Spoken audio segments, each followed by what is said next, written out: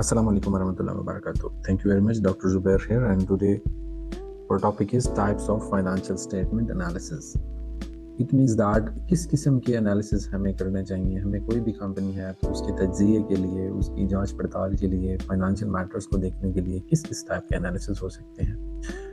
तो हम सबसे पहले देखेंगे अकॉर्डिंग टू मेयर्स की definition, financial statement analysis is largely a study of the relationship among the various financial factors in business as disclosed by a single set of statements and the study of the trend of those factors as shown in the series of statements. मतलब किस type की disclose factors की, financial factors की, किस किस्म के type के data हमारे पास डिस्क्लोज किया गया है. तो किसी भी कंपनी की आप जांच पड़ताल चाहते हैं तो उसके लिए टाइप्स ऑफ फाइनेंशियल एनालिसिस जो है वो डिफरेंट टाइप्स हैं.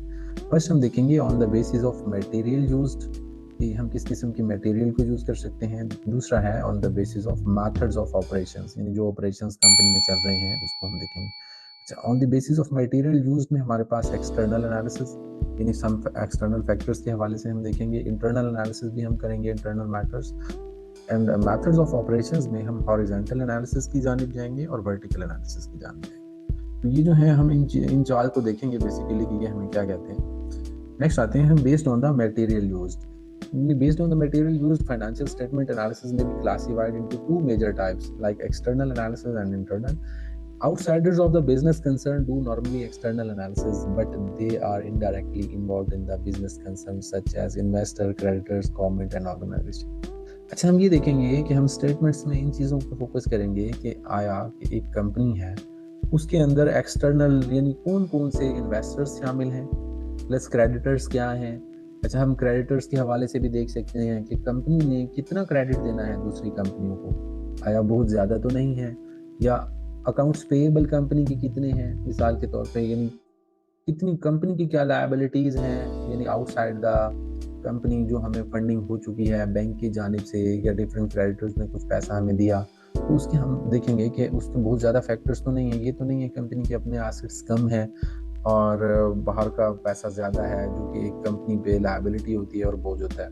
नेक्स्ट हम आते हैं इंटरनल एनालिसिस. इसमें क्या होता है कि कंपनी खुद से जो है ना कुछ अपनी अंदरूनी वैल्यूएबल इंफॉर्मेशंस को शेयर करती है स्टेटमेंट्स में. वो हम देख सकते हैं कि ऑपरेशनल परफॉर्मेंस क्या है उसकी, हर डिपार्टमेंट अपने किस लिहाज से काम कर रहा है, और आया कि कंपनी ने अपना गोल अचीव किया है कि नहीं. मिसाल के तौर पे कंपनी के अंदर के मामलात, यानी वो उनका एक गोल सेट था तो आया उन्होंने गोल को अचीव किया या नहीं किया. इन चीज़ों को हम देखेंगे, यानी इंटरनली हम चीज़ों को देख रहे हैं कि हम तज्जिया कर रहे हैं कि बैलेंस शीट हमारे फाइनेंशियल स्टेटमेंट क्या कहती है.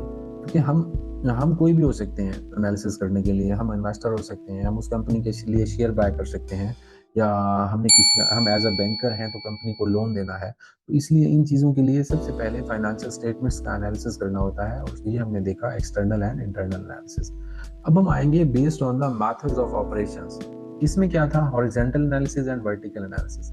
हॉरिजॉन्टल एनालिसिस में क्या होता है, बेसिकली ना आप कंपनी की बैलेंस शीट्स ले लेते हैं मुख्तलिफ सालों की. मतलब अगर आपने 2024 का डाटा देखना है तो आप 2020 से लेके 24 तक की तमाम फाइनेंशियल स्टेटमेंट्स को देखेंगे, उसको बेस ईयर के साथ कंपेयर करेंगे. यानी हॉरिजॉन्टली आपने 8-10 रख दी फाइनेंशियल स्टेटमेंट्स और उनका तज्जिया किया कि आया बैक एंड पे क्या क्या चीज़ें कैसे चल रही हैं. नेक्स्ट हम आते हैं जी वर्टिकल एनालिसिस पे. वर्टिकल एनालिसिस में क्या होता है, इसको हम स्टैटिक एनालिसिस भी कहते हैं.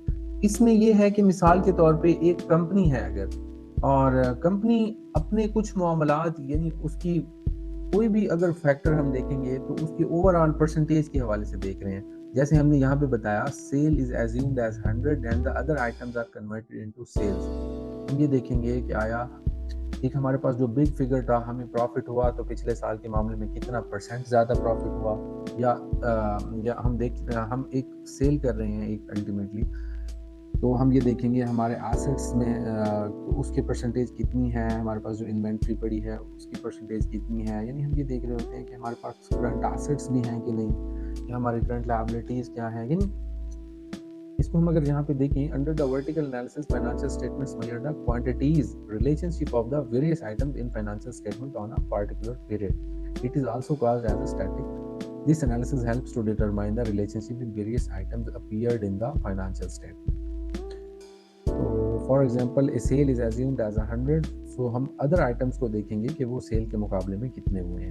یعنی ایک اسٹیٹمنٹ کے اندر ہی ڈفرینٹ آئٹمس کا کمپیریزن بیسیکلی ورٹیکل انالیسس کہلاتا ہے. Thank you very much for your support and I hope you like and subscribe the channel. Thank you very much.